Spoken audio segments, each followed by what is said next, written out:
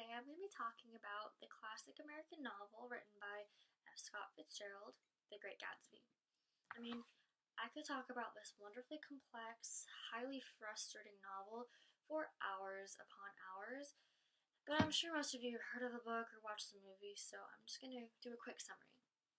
The Great Gatsby contradicts the luxurious images of the upper class. It captures themes of aristocracy and class division and the sociology and decaying values of the wealthy through the story of an irrepressible dreamer. The story is written through the perspective of the somewhat pretentious Nick Carraway, who moved to Long Island's West Egg for the summer, next to our beloved Jay Gatsby, or James Gatz as we learn is his name. To quote Nick, we learn that Gatsby has an extraordinary gift for hope and a romantic readiness. The archetype of the romantic is quite common among modern media as well, with characters such as Noah from The Notebook, who wrote Allie 365 days a year, which is every day. We are also introduced to characters such as Nick's cousin, Daisy, and her freaking racist, hella rich, douche canoe of a husband, Tom Buchanan, who, to top it off, is having an affair. So back to Gatsby. He is a self-made multimillionaire who came by his riches in a pretty shady way, and this secrecy becomes his hamartia later on in the story. It is uncovered that Gatsby and Daisy fell in love 5 years before the story takes place, and that he throws these extravagant parties in his ostentatious mansion to get her attention. Gatsby purposely befriends Nick, and he asks him to invite Daisy to tea.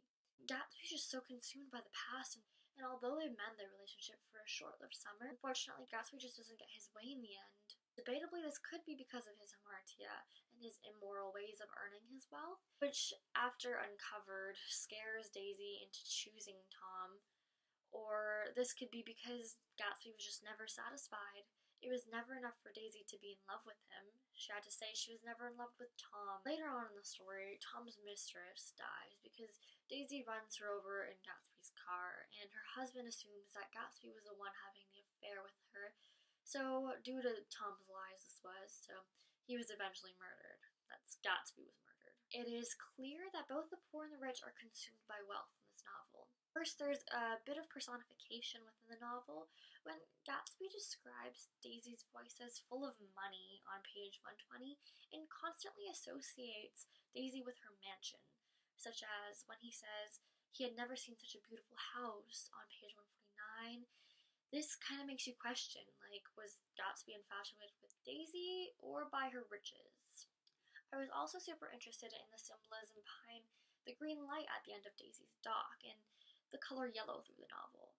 The green light, I believe, represents the fading optimism of Gatsby's dream to win back Daisy. A lot of description of the color yellow and pale gold. Gatsby's car is yellow. There's a faint odor in a room at one point that's described as pale gold. Gatsby's tie is yellow. I personally associate the yellow and the gold with two things: happiness and wealth. So I can only assume the constant use of yellow is to show how the upper class associated wealth with happiness. Although, ironically, none of them were really happy at all.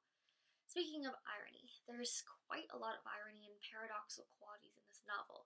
Gatsby at the beginning of the novel claims that he's never used his pool, and on page 155 at the end, he repeats this statement, but still insists on not draining it, as though he's preserving the memories of a summer after being rejected. Dramatic irony, because Gatsby never used his pool, but when he metaphorically and literally swims in his memories, he's murdered the one time he uses it.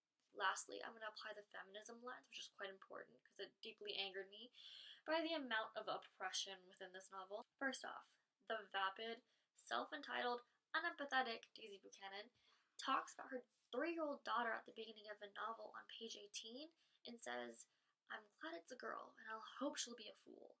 That's the best thing a girl can be, a beautiful little fool," which she says so poetically. It lowers the standard of any women in the 20s. Also, Tom Buchanan is quite oppressive towards Daisy, and women in general.